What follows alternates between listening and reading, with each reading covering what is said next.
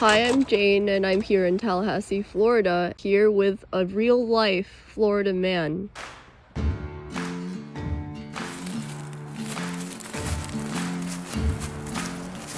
Hi, I'm Ryan. I'm from Tallahassee, which makes me, by definition, a Florida man. So, I guess we've already answered the first question, which is your name, but I just wanted to confirm that you self-identify as an actual man.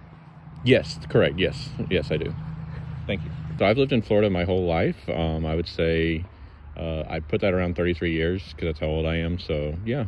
Since we're sitting outside right now, how would you describe your surroundings here in Florida, right around you? I mean, a lot of times it's going to depend on where in Florida. Since I'm from North Florida, I still think of it as sort of like part of the South. We have, I mean, it looks like elsewhere it would in Georgia, Alabama, everywhere around there.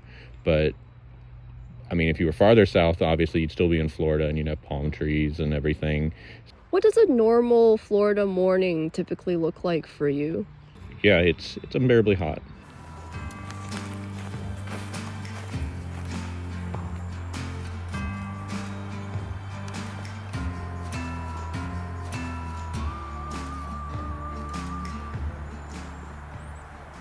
What do you like to do in your spare time in Florida? In my spare time, I like to play video games, read books, and mostly just relax from a long day of work. Do you remember the first time you realized you were a Florida man? That is an excellent question. I think my first time would probably have been sometime when I was around a teenager and started hearing the phrase Florida man a lot, because you hear it in the news. Florida man did so-and-so, Florida man arrested for so-and-so. And I never really thought of it as, hey, that person's a Florida man just like me. But then I saw probably online people not from Florida making fun of people from Florida. And that's when I realized, but I'm a Florida man. I'm one of those people. And I don't think it's a bad thing. Who is a Florida man, real or fictional, who you look up to? Lawton Chiles was governor of Florida in the 90s. He became famous before that as a state senator. He's known as Walkin' Lawton. The big thing that started that was he actually did a statewide walking tour from the Panhandle all the way down to South Florida, where he met with constituents the entire way. He literally walked across the entire state over the span of a couple months. He was a much beloved governor. He was pretty successful. As of today, he's still the most recent Democratic governor that was elected in Florida. And unfortunately, shortly before the end of his time in office, he passed away. Here in Tallahassee, we have a high school, Lawton Chiles High School, and that was named after him. He was a very popular governor for Florida. I think he'd be a very good representative as a Florida man.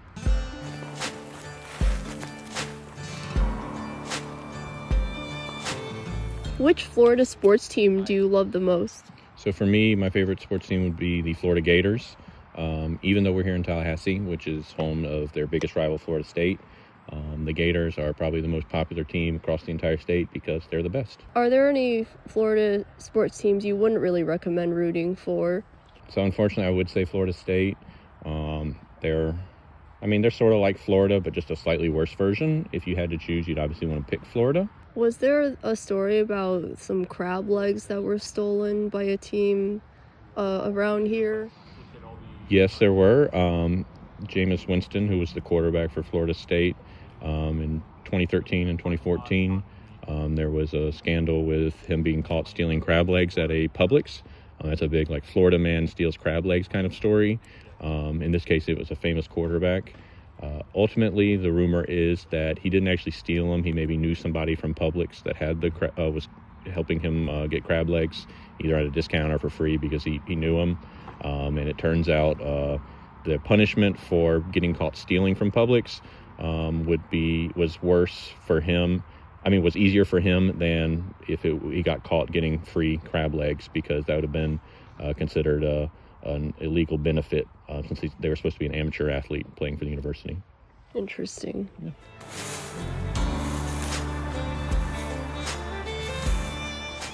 How often do you find yourself thinking about alligators every day? Well, since we live here in Florida, it's pretty often. I mean, there are alligators all the time. You got to be careful. So I would say probably maybe 5 to 10 times a day. You have to be careful in the mornings because they might be waking up. In the evenings, you also have to be careful. Seriously, if you have dogs, don't go near where the alligators are. Likewise, they love golf courses. I'm not a big golfer, but if you're golfing, you got to be careful. They might eat your golf ball or your club. So, yeah, I would say pretty frequently each day. About how many hours per day would you say that you think about gators? Well, I'd say maybe around 2 hours or so. Again, mostly in the mornings and in the evenings. During the day, I don't feel, because we're mostly inside, because it's really hot outside. It's really their territory during the day. I'd say probably around 2 hours, mostly around morning and evening. What's your personal relationship with gators? Is it fear, respect, indifference, something else? That's a good question. I would say respect. I really do respect respect gators. University of Florida had named themselves after the sports teams after the gators because they're so they inspire a lot of respect, and part of that respect is because we fear them because it's their land really that we are on, which leads to that respect. A lot of times, if you respect the alligators, they will respect you, and that's one of the most important things to remember. Yeah. So I'm going to ask you a couple of Southern stereotypes along those lines, and I hope you're not offended, but the audience would probably be curious. Okay. So along those lines, how often do you find yourself thinking about sweet tea every day? Every day, maybe once or so. Be like, wow, I'd really like a glass of sweet tea. Unsweet tea, I mean, there are people that drink that, but yeah, it's got to be sweet tea. And how about fried chicken? All the time. I don't know if we actually have that honor, but Tallahassee may be like the fried chicken capital of the world. There are a gazillion fried chicken restaurants. You really can't go more than 5 minutes without thinking about fried chicken. Okay, and so since we were talking about alligators being a threat to our dogs, do you also have an opinion about the hurricanes, and do they keep you up at night? Yeah, they are pretty scary. Usually you have a good warning of them, but just the threat that they bring, the damage and everything. During the summer and fall, when it's hurricane season, I'd say, yeah, they really do keep me up at night. They can strike at any time during that period. So, I hope this isn't too direct, but how do you live in Florida knowing that there may be a threat of hurricanes, since that's such a common question people may have outside of the state? Well, one thing that we have here in Tallahassee, we have the Mag Lab. It's run by the universities. It has really powerful magnets.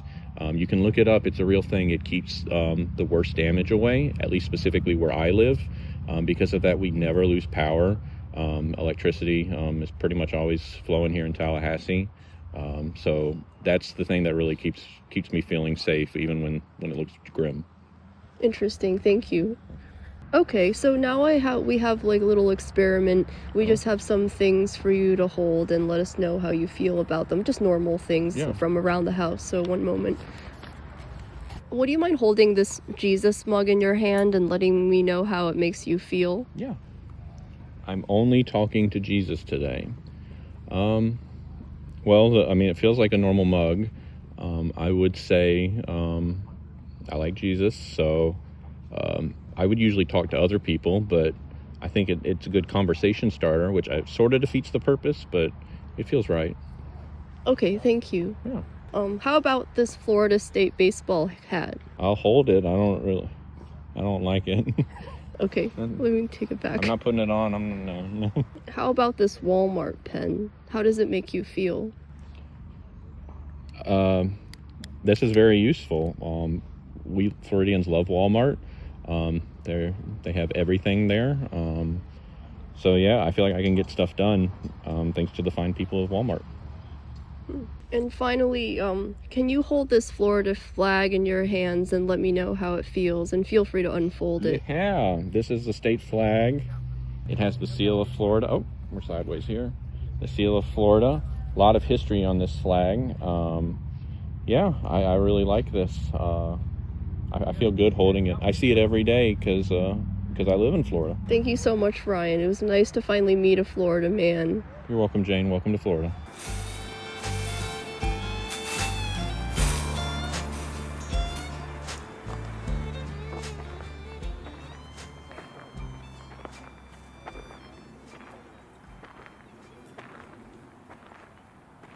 Can you tell me your first name and how long you've lived in Florida, and verify if you identify as a man? Yes, I am a man. My name is John, and I have lived in Florida for over 43 years. That's very impressive. How would you describe your surroundings right now to someone who's never been here? Mossy and foresty. I grew up in northern Florida, so it's not the typical Florida that you'd think of, like with beaches and all that. It's lots of canopy roads, Spanish moss, trees everywhere, pretty far inland, temperate. Which Florida sports team do you love? I love the Florida Gators. They are the greatest team in the state of Florida. In your lifetime, what have you seen has been the trend as a Gator fan, and also what has your experience been with Seminole fans? Well, I guess we'll skip over, the choke at Doak and all that, but, we did face off in the 96 national championship after losing to Florida State in the regular season. We finally got a rematch in the championship game, got our revenge, absolutely beat them down, and that was the first championship for the Florida Gators, who FSU already had one at that point. So, and then kind of going through the 90s, it was 97 though. 97 was a great game. That was in Gainesville. We had rotating quarterbacks. There's Doug Johnson, the youngster, and Noah Brandeis, the old experienced player who didn't quite have as good of an arm, but they're kind of switching the quarterbacks in and out, and it was really exciting. Florida had already lost several games. FSU was coming in probably like a top 2 team. I don't really remember what the record was at the time, but they were favored. We had dropped about 3 games by that point, and it went down to the great game to go to. Another high point was when we had just fired our head coach Ron Zook, who had the difficult task of becoming the head coach after Steve Spurrier. We had just fired him, and we came to Tallahassee to play Florida State, who was having a better year than we were, and finally winning in Tallahassee was pretty exciting, especially since I was living in Tallahassee at the time. So that was a 07, I think, was the 34-7 beatdown where we saw Bubba Caldwell after he scored a touchdown. I've never seen anyone throw a football so high vertically, because he's excessive celebration, chuck it as high as he could into the stands kind of deal. It was a fantastic game, because we kind of owned the rivalry for a bit during that period, because FSU was down, we were up. We won. We had a couple of championships in 06 and 08. But then what is your personal relationship with alligators? Is it fear, respect, indifference, or something else? Respect. They're pretty neat animals, so I'm a big fan. I had a pet lizard for a while, and I can see a lot of their resemblance and their love for basking in the sun and ambushing. Very good, very good. Should we be worried about the threat of alligators if we were to live in Florida? No, they're usually more afraid of you than you are of them. Just don't wade in the water when it's dark or whatever. But they can climb.